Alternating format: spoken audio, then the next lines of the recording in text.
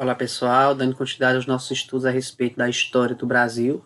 Hoje nós vamos contextualizar um pouco a respeito da história mais atual, né, que alguns autores também contextualizam como Brasil contemporâneo, que vai de 1985 até os dias atuais. Período esse que marca principalmente o fim do regime militar, o período da ditadura civil-militar em nosso país, que foi de 1964 até 1985. E o ano de 1985 ele marca, né, esse processo de redemocratização, de volta da democracia, a volta à cidadania de fato do povo brasileiro.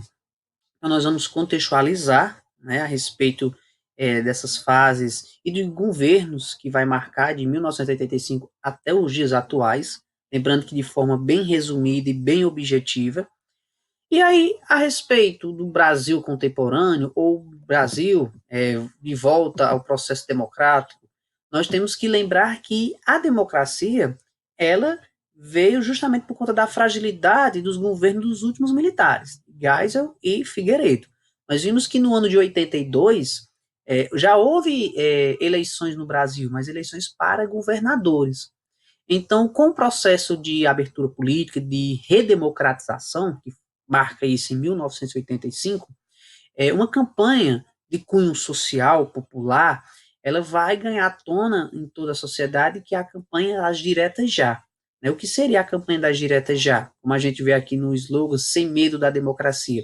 Seria a população escolher o seu representante, o seu presidente da república, após o período de 21 anos, em que a população estava de forma obscura, sem participação na vida política, a escolha de um presidente, né? Nós vimos que o período de 21 anos, a escolha dos presidentes era a partir dos próprios civis militares, né? Que era de forma indireta. Então a população não podia, não tinha cunho, não tinha voz nem vez, né? Essa seria uma das definições que a gente poderia dizer a respeito da cidadania brasileira na ditadura.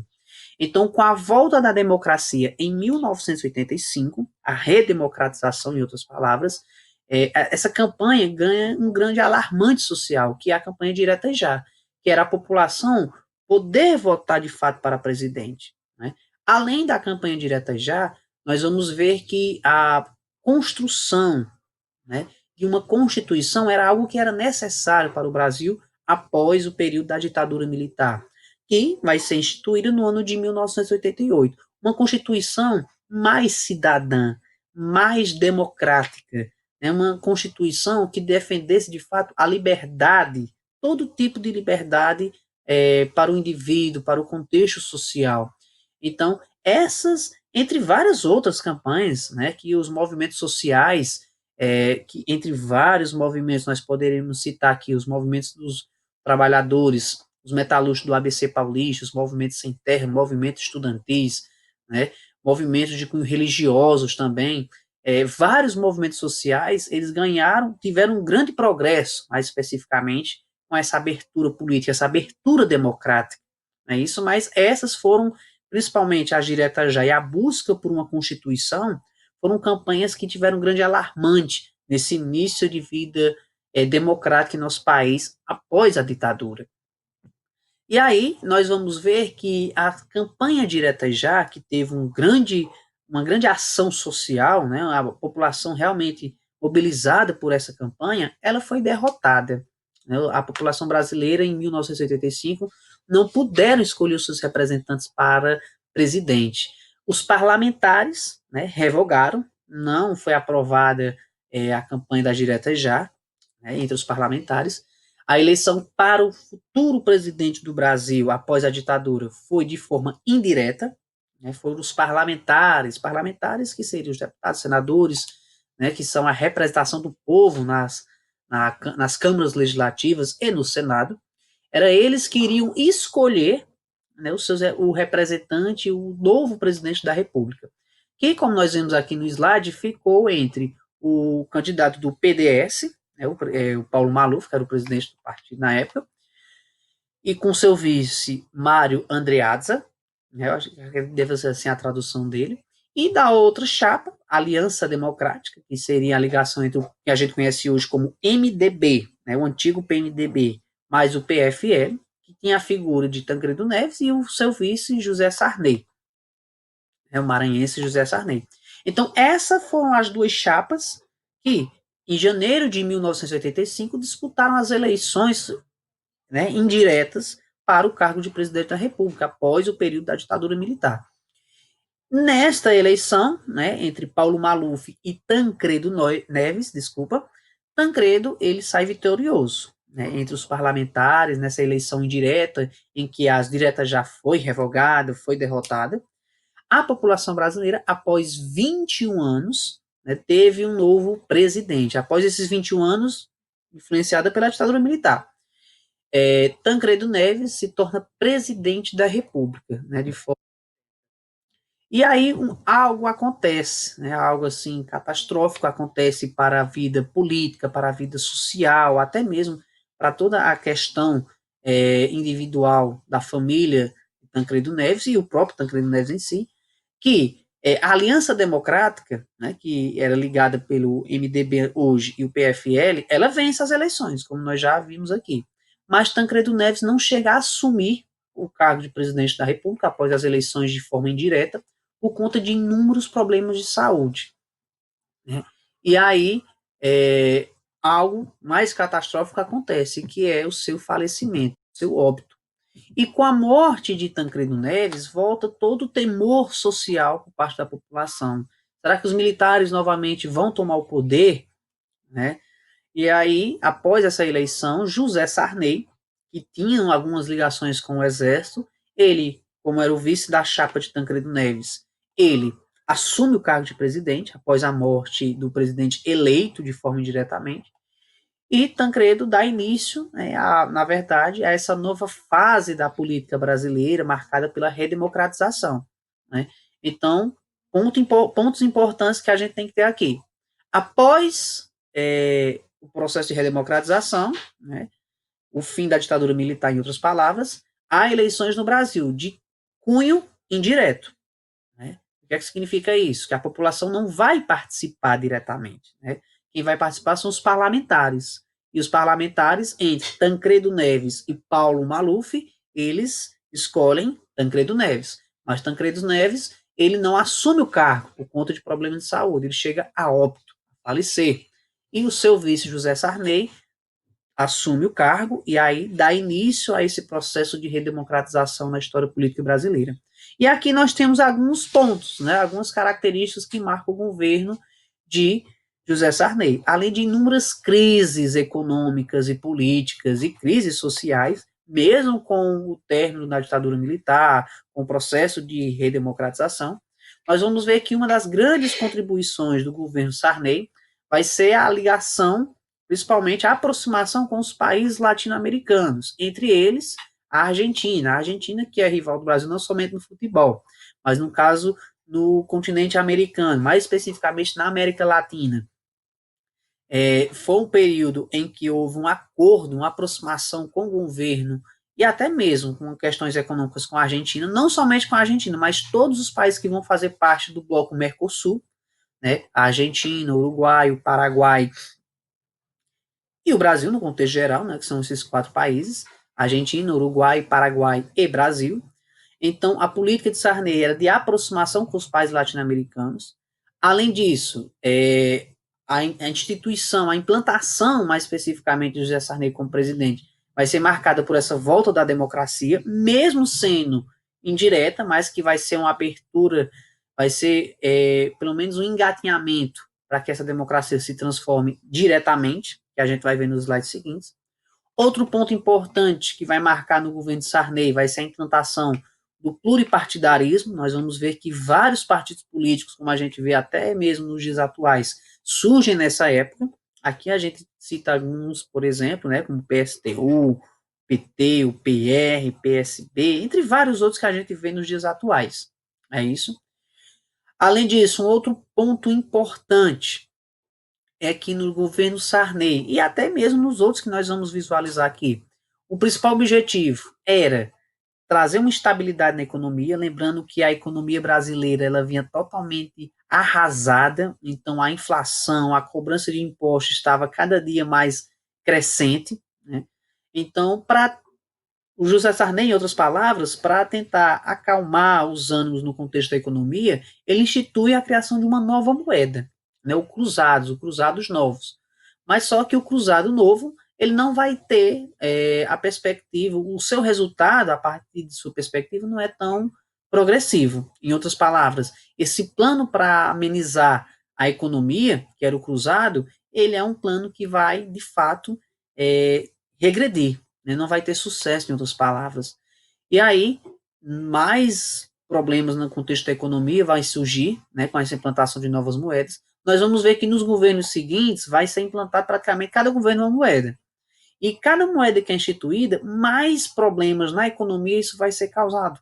Né? Então, até a gente chegar ao plano real, né, as moedas que vão ser instituídas pelo governo Sarney, pelo governo Collor, por exemplo, vai fazer com que a economia, que a inflação, que a crescente de impostos seja nesse período de redemocratização de 85 até o plano real seja alarmante. Né? Então, aqui foram algumas ações, algumas características do governo Sarney, e, sem dúvida, o que vai marcar também o seu governo vai ser a implantação da Constituição, né, a Constituição de 1988, Constituição essa que vigora até os dias atuais, a Constituição que tem como denominação cidadã, porque, de fato, os seus artigos foram pensados por essas questões democráticas, por essas questões de liberdade, totalmente diferente do que era anteriormente. Né? Que entre os inúmeros artigos da Constituição, dos mais de 200 artigos, o artigo 5º, né, que vai propor os direitos humanos, né, principalmente a questão de liberdade, é sem dúvida um dos principais artigos que pelo menos todo cidadão deveria ter conhecimento. Né? Na verdade, todo brasileiro deveria ter conhecimento de toda a Constituição, pelo menos da forma básica. Mas o artigo 5º é aquele que, diante de tudo que ocorreu em 64 a 85, traz essa importância para os brasileiros e para a população no sentido geral. Ok? Aqui nós já entramos na década de 90, no contexto político e social. Então nós vamos ver que José Sarney, ele é o primeiro presidente, né, que vai tomar posse após a ditadura militar. Em 88, um ano importante, né, porque vai ser a instituição, vai ser a implantação, mais especificamente, né, da nova Constituição, a Constituição Cidadã. E aí nós chegamos no ano de 1989 para 1990. Esse ano vai ser, esse período vai ser importante para os brasileiros porque vai marcar a eleição de forma direta. Então, depois de 1964 até 1985, período em que a população brasileira não pôde escolher o seu representante para presidente, o ano de 89, as eleições de 89 para os anos de 1990 até 94, que seria o caso, a população brasileira pôde escolher o seu representante, o seu presidente da República. Para o segundo turno, né, nós vamos ver que no primeiro turno mais de 10 candidatos eram as opções que a população brasileira tinha. Mas que para o segundo turno, né, um sindicalista de cunho popular, né, Lula, e Fernando Collor de Mello, que era o governador de Alagoas na época, eles vai ser os dois representantes para o segundo turno, e que com a vitória mínima, né, o Fernando Collor de Mello vence o Luiz Inácio Lula da Silva, e aí ele governa de 1990 a 92. Né? Nós vamos ver que Fernando Collor de Mello, alagoano, tinha como um dos seus principais pilares, principais projetos políticos, a implantação para diminuir o contexto da inflação. Então ele vai criar uma nova moeda. Nós vamos já pontuar aqui. Fernando Collor de Mello, nas eleições de 89 com Lula, ele era uma representação que a população brasileira buscava na época, né? Que o país que estava nascendo uma nova democracia buscasse também, a partir da questão política, um indivíduo, um personagem jovem, um personagem que fosse corajoso com as ações políticas, sociais, né? Para combater a inflação, a corrupção, entre vários outros fatores. Então, Fernando Collor de Mello, a sua imagem, ela levava muito isso, de um jovem preparado, que estava realmente disposto a todos os desafios que a vida pública e política poderia propor a respeito da sua figura. Então, nós vamos ver que o seu principal objetivo era banir a corrupção e o contexto econômico, né, amenizar a questão da inflação com a implantação de uma nova moeda. Mas não é isso que vai acontecer. Nós vamos ver que o governo de Collor ele vai de 1990 até 1992, então vamos supor que do seu mandato ele passa a metade do tempo, né? Ele implanta uma nova moeda, o cruzeiro, e sem dúvida, ao falar na questão do governo Collor, nós temos que contextualizar principalmente os contextos que vai levar ao término do seu governo, né? O seu governo vai ser marcado, por exemplo, por nepotismo, né, em que muitos cargos públicos ele vai levar o apadrinhamento aos seus entes queridos, aos seus familiares, os seus bens, né, após assumir o cargo de presidente, vai ter um progresso, vai ser alarmante, e aí, com essa interferência em bloqueios financeiros, principalmente de empresários, isso vai fazer com que ocorra, no período do governo Collor, o processo de impeachment, né? Então, só vamos tomar um pouco de cuidado, porque alguns estudiosos, estudantes, pensam que o primeiro impeachment que ocorreu na história do Brasil foi no governo de Collor, mas não foi. Nós vamos ver que o primeiro pedido de impeachment ao presidente da República foi no governo Collor, mas antes dele sofrer o impeachment, né, ele vai renunciar. Né? Então é importante a gente compreender que o primeiro caso de impeachment de fato ocorrido foi no governo Collor, mas ele não sofreu impeachment, ele renunciou. No caso do governo da Dilma, né, que foi concluído nessa última década, ele vai ser, de fato, instituído como um impeachment ocorrido ao seu governo. Então, a Dilma, ela sofreu, de fato, impeachment. Ela deixou o cargo por conta do impeachment que foi sofrido a ela.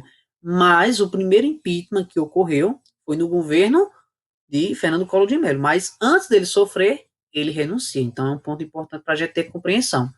Então, vejam, Collor, que era a esperança da população brasileira nas eleições de 89, ele vence, né? Mas um dos seus pilares, que era a economia, com a implantação de uma nova moeda, ele não vai ter sucesso, então a inflação vai progredir ainda mais, o desemprego, vai haver várias crises sociais a respeito disso, e sem dúvida, a corrupção, que era um dos pilares que o Fernando Collor de Mello buscava combater, vai ser justamente por conta de corrupção o fator que vai levar a ele sair do cargo de presidente, né? Por conta dos seus bens particulares, que vai progredir, crescer demais, né? E essa questão do nepotismo com a entrega de cargos públicos de confiança a familiares. Esses, entre vários outros fatores, vai ser os pontos que vai levar ao pedido de impeachment.